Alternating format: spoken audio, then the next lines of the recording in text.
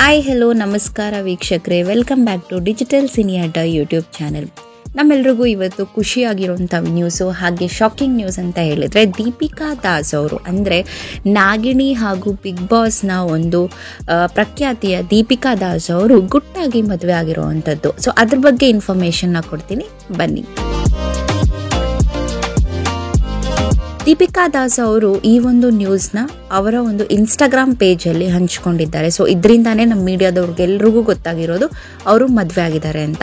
So ಎಲ್ಲೂ ಕೂಡ ಅವ್ರು ಹೇಳ್ಕೊಂಡಿಲ್ಲ ನಾನು ಮದುವೆ ಆಗ್ತೀನಿ ಇಂಥ ಪ್ಲೇಸು ಅಥವಾ ಹುಡುಗನ ಬಗ್ಗೆ ಏನೂ ಹೇಳ್ಕೊಂಡಿಲ್ಲ.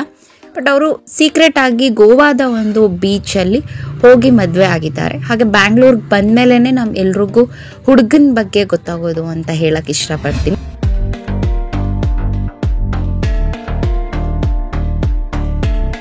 ಸೊ ಅಲ್ಲಿವರೆಗೂ ನಾವೆಲ್ಲರೂ ಕೂಡ ವೆಯ್ಟ್ ಮಾಡೋಣ ಅಂತ ತಿಳಿಸ್ತಾ ಈ ಒಂದು ವಿಡಿಯೋನ ಮುಗಿಸ್ತಾ ಇದ್ದೀನಿ. Thank you.